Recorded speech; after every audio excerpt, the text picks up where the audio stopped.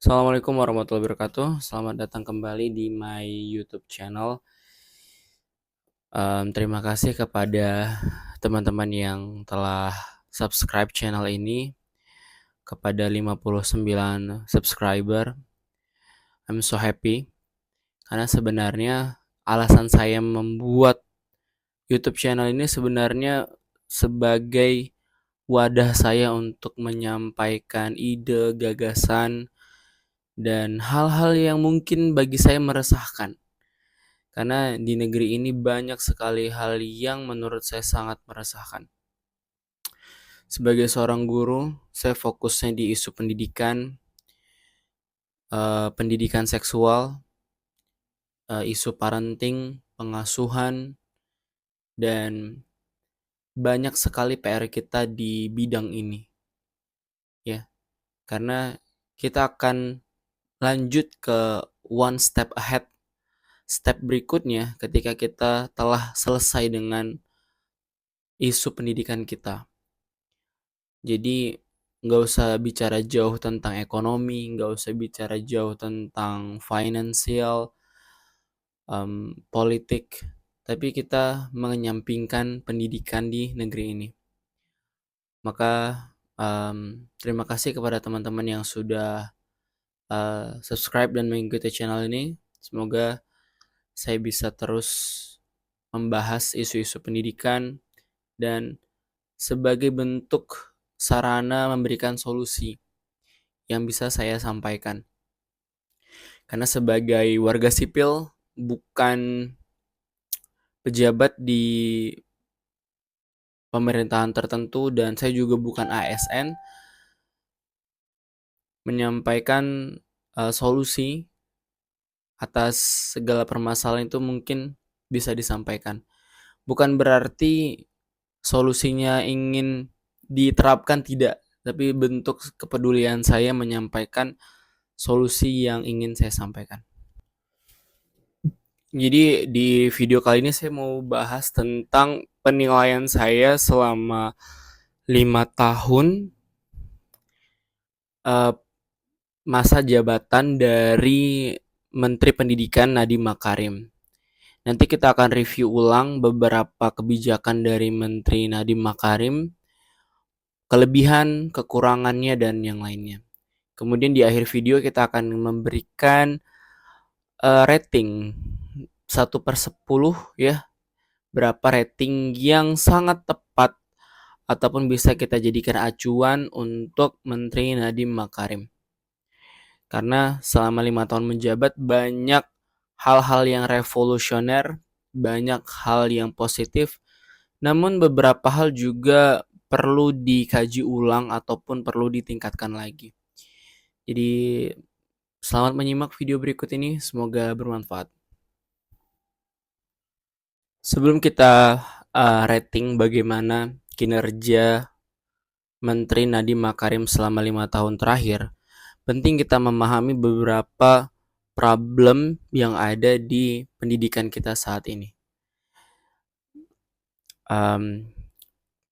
Problem pertama adalah di pemerataan fasilitas pendidikan. Kita harus sadar fasilitas pendidikan yang ada di Pulau Jawa, di Pulau Sumatera, kemudian di Pulau Kalimantan, di Pulau Sulawesi, bahkan di Pulau Papua, fasilitas pendidikannya jauh berbeda. Jadi pemerataan fasilitas ini penting karena ketika setiap anak Indonesia mendapatkan fasilitas pendidikan yang selevel, maka harapannya output dari pembelajarannya juga sama. Ini yang mengindikasikan dan menjadi konklusi atau kesimpulan mengapa indeks PISA kita rendah. Karena indeks PISA kita itu dihitung dari rata-rata kemampuan belajar anak Indonesia seluruh Indonesia. Jadi sampelnya diambil dari seluruh wilayah Indonesia. Makanya skornya rendah. Kalau skor PISA kita diambil dari kota-kota besar, contohnya diambil dari skor PISA khusus pelajar yang ada di kota Jakarta, kota Surabaya, kota Yogyakarta, pasti indeks PISA-nya tinggi. Tapi kenapa indeks PISA kita rendah? Karena diambilnya dari sampel wilayah hampir seluruh Indonesia. Jadi hampir dari seluruh Indonesia, makanya skornya rendah. Karena rata-rata dari skor indeks PISA kita tuh nggak sama. Kita menyadari bahwa banyak ketimpangannya, bahwa kualitas pelajar kita yang ada di daerah dan di kota besar itu berbeda. Jadi fokus pada pemerataan fasilitas pendidikan. Kemudian problem yang kedua yang beberapa dekade terakhir masih menjadi polemik dan belum terselesaikan, dan prediksi saya juga tidak akan bisa diselesaikan dalam waktu singkat, 5-10 tahun yang akan datang atau bahkan 20 tahun yang akan datang, yaitu tentang kesejahteraan guru. Kesejahteraan guru ini masih menjadi topik yang isu setiap pergantian menteri, dan tampaknya setiap menteri belum mampu menjawab isu ini dengan baik dan belum mampu memberikan solusi terbaik untuk problem ini, kesejahteraan guru. Karena kesejahteraan guru itu penting, karena bagaimana mungkin seorang guru bisa mengajar dengan baik jika yang pertama dia besok bingung mau makan apa, yang kedua dia bingung anaknya mau sekolah di mana. Karena kesejahteraan guru menjadi problem kedua yang belum juga terselesaikan bahkan di eranya Nadiem Makarim. Problem ketiga adalah realisasi dana pendidikan kita.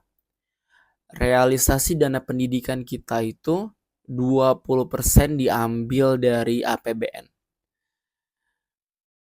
Sebenarnya 20% dari anggaran APBN itu jumlahnya besar.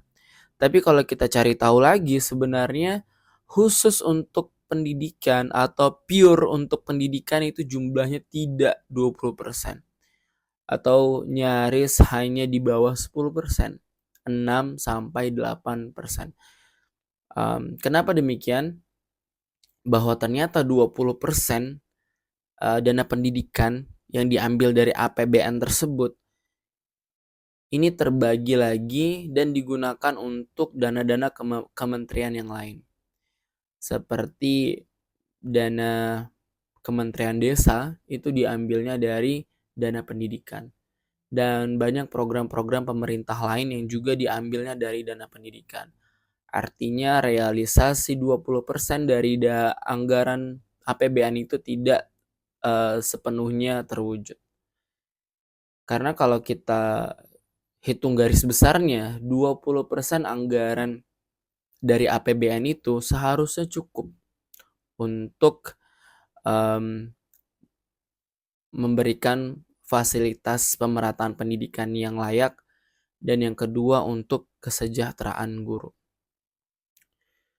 Yang keempat adalah tentang kurikulum.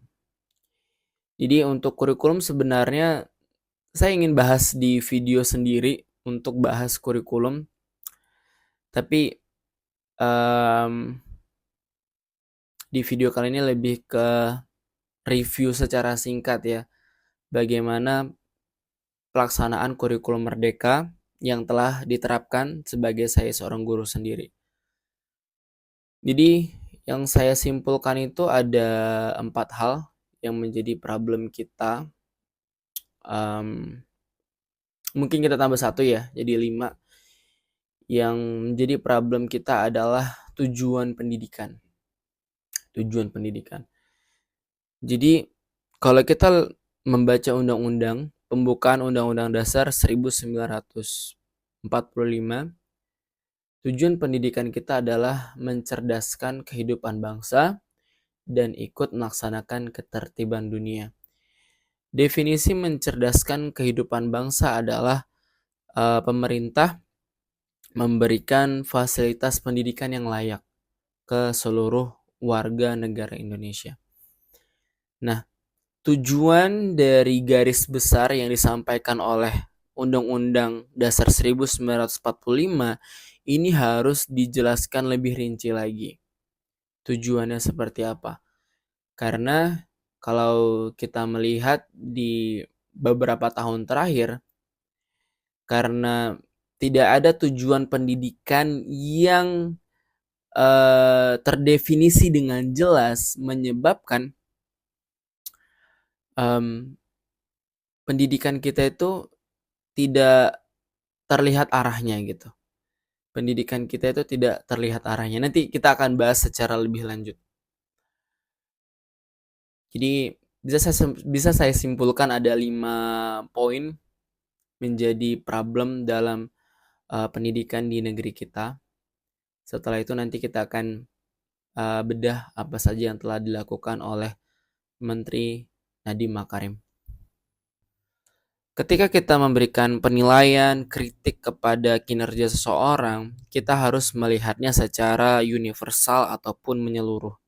Kita nggak bisa melihat dari sisi negatifnya aja, tapi kita juga harus bisa melihat dari sisi positifnya, agar penilaian kita itu objektif, tidak subjektif. Ya karena yang kita nilai adalah KPI-nya, kinerjanya, bukan secara personal. Ya, yang kita nilai adalah pekerjaannya, bukan sifat dan karakternya. Ataupun bagaimana cara dia memimpin. Itu tidak ada hubungannya. Karena setiap orang punya gaya kepemimpinan dan cara kepemimpinan yang berbeda-beda. Poin pertama yang menjadi bahasan itu, ataupun poin positif yang ingin saya sampaikan dari Nadiem Makarim, gebrakan positif yang pertama adalah menghapuskan ujian nasional. Menghapuskan ujian nasional ini adalah dua sisi mata pedang, ya, dua sisi mata pedang. Karena kita harus tahu mengapa ada ujian nasional, mengapa ada asesmen secara nasional, dan apa dampaknya ketika ujian nasional ini dihapuskan. Meskipun selama 5 tahun sebelumnya, ujian nasional itu tidak lagi menjadi faktor utama penentuan kelulusan siswa. Jadi, dihapuskannya atau tidak dihapuskannya ujian nasional secara kelulusan siswa tidak banyak dampaknya. Tapi kalau kita memahami mengapa ujian nasional itu perlu dilakukan sebagai bentuk asesmen secara nasional, bagaimana akhirnya Kementerian Pendidikan dan Kebudayaan itu dapat mengukur kemampuan siswa, kemampuan peserta didik dalam berbagai jenjang. Dan ini sangat penting, ya. Seperti contohnya yang terjadi di Korea Selatan, betapa budaya belajar di sana itu sangat tinggi, sangat ketat ya, hingga akhirnya para pelajarnya bersungguh-sungguh dalam melaksanakan ujian. Berbeda dengan di Indonesia. Jadi kalau dari sisi positifnya, penghapusan ujian nasional ini memberikan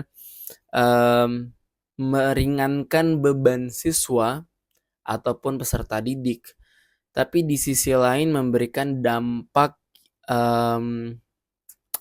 yang kurang baik, dalam artian peserta didik kehilangan rasa tanggung jawabnya, kehilangan rasa fighting spiritnya ketika ingin lulus ke jenjang berikutnya. Karena ketika memasuki jenjang berikutnya, asesmen nasional ini penting untuk mengukur apakah peserta didik itu layak untuk lanjut ke strata jenjang pendidikan berikutnya dari SD, SMP, SMA. Itu poin yang pertama. Poin yang kedua adalah kurikulum merdeka. Sebagai guru yang mempraktekkan kurikulum merdeka, ada beberapa hal yang saya suka dan menurut saya brilian dan dapat dilanjutkan, yaitu pada poin fase-fase peserta didik. Karena di kurikulum merdeka itu sangat dijelaskan secara rinci bagaimana fase setiap anak. Mulai dari fase A, fase B, fase C, fase D, dan seterusnya. Dan di setiap fase di kurikulum merdeka itu dijelaskan apa saja poin-poin yang harus dicapai oleh peserta didik. Ini akan memudahkan guru untuk menilai poin-poin yang harus dicapai oleh peserta didik. Dan ini sangat membantu dan sebagai asesmen penilaian guru terhadap setiap muridnya lebih spesifik.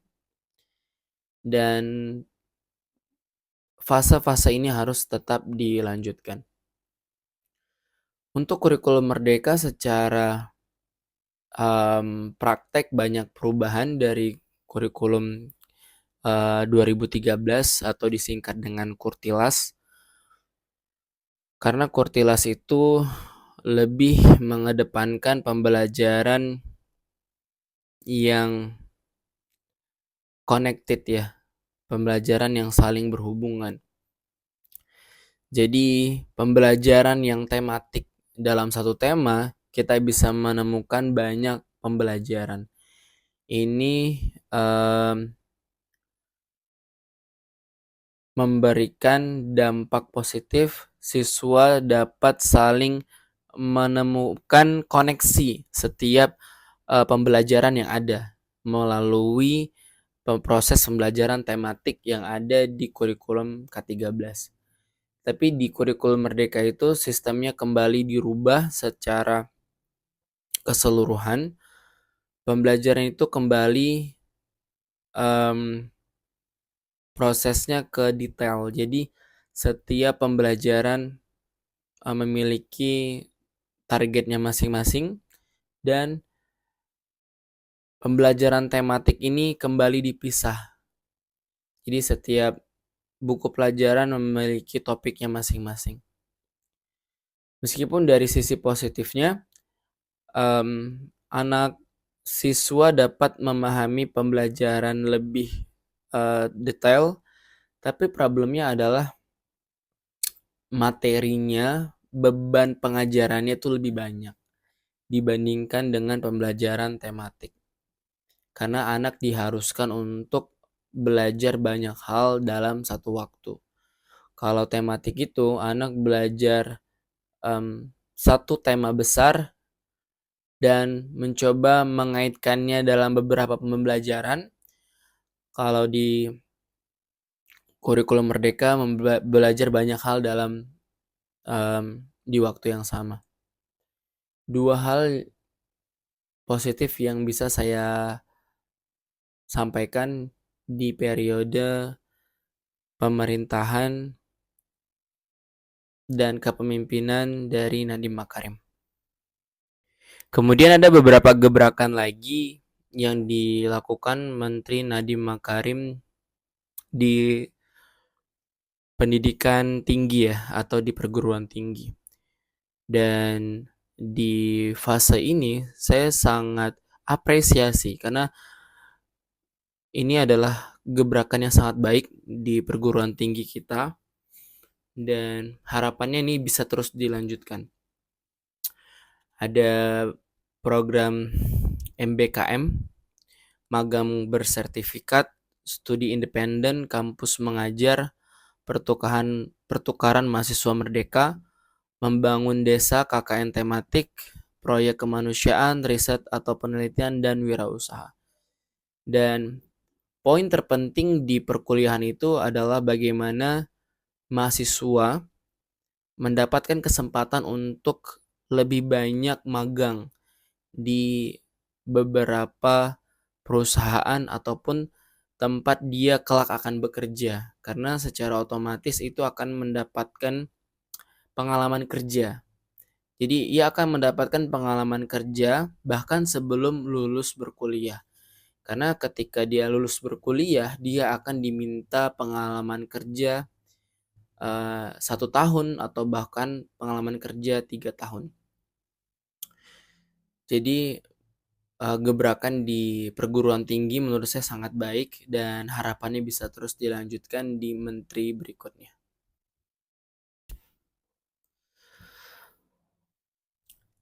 Tadi kita sudah membahas beberapa hal-hal positif di era Kementerian Pendidikan Nadiem Makarim. Kemudian kita mau coba bahas hal-hal yang menjadi koreksinya, hal-hal yang menjadi poin-poin yang sebaiknya ditingkatkan lagi. Yang pertama adalah di kesejahteraan guru. Sejak awal saya sudah menduga bahwa kesejahteraan guru bukanlah fokus utama dari Menteri Nadiem Makarim. Kenapa kesejahteraan guru belum menjadi fokus utama Nadiem Makarim? Karena kalau kita bahasnya kesejahteraan guru dari anggaran untuk gaji guru itu nanti masuknya di Kementerian Keuangan. Karena di era kedua, periode kedua Presiden Joko Widodo banyak membangun proyek-proyek nasional, proyek-proyek besar yang membutuhkan banyak pendanaan. Hingga akhirnya secara realitas tidak akan mungkin di waktu yang sama pemerintah pusat fokus di proyek-proyek besarnya dan fokus di kesejahteraan guru. Itu tidak mungkin bisa dilakukan secara bersama. Tapi sebenarnya beberapa hal yang ingin kita sampaikan itu sebagai keresahan hampir mayoritas guru adalah guru itu tidak meminta sebenarnya dibayar mahal, digaji mahal itu tidak. Sebenarnya lebih kepada hak dan layak untuk diberikan upahnya gitu.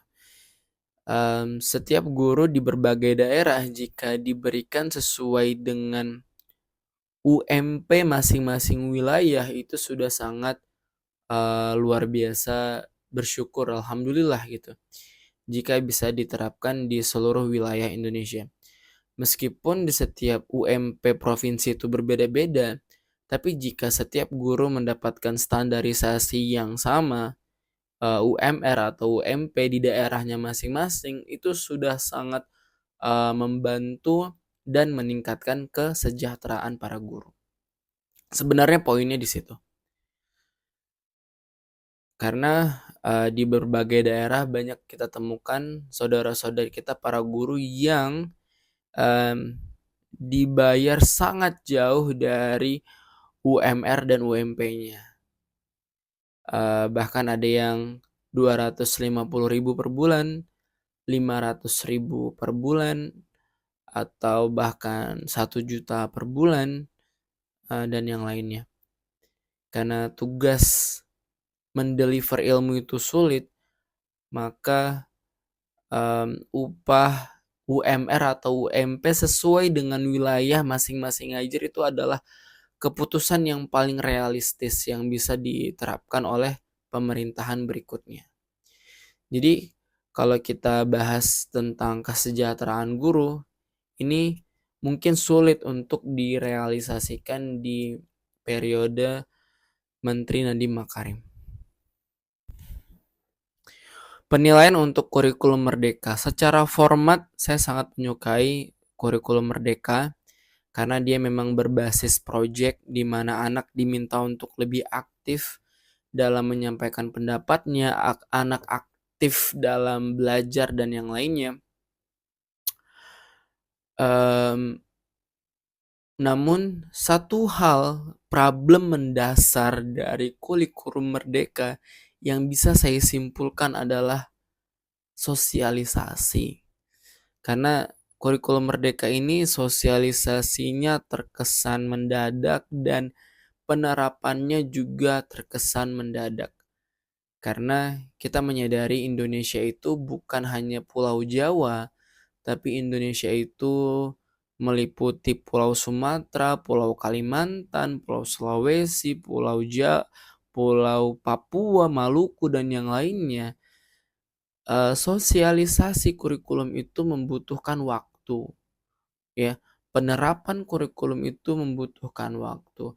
Kalau kita lihat kilas balik kurikulum 2013, ini mulai diterapkan secara real di berbagai sekolah di Indonesia itu sekitar 2018-2019.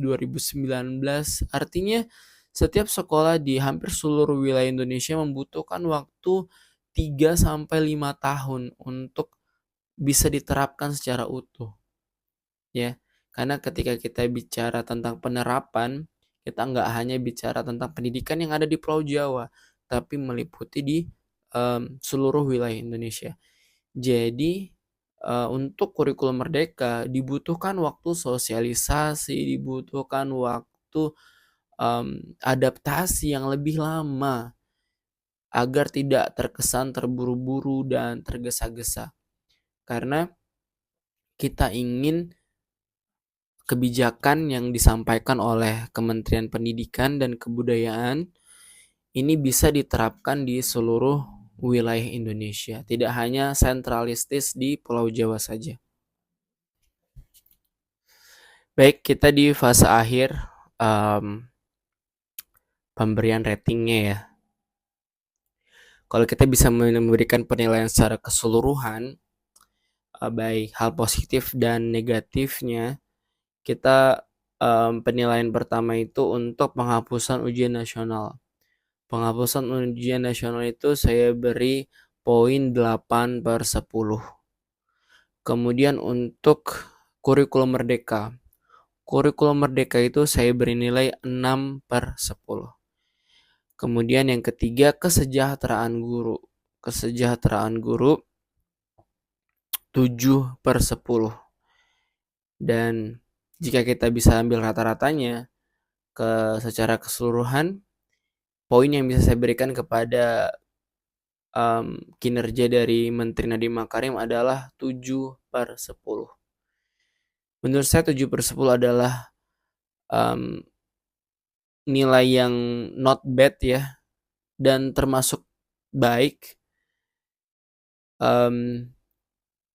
Kalau excellent juga tidak terlalu excellent ya.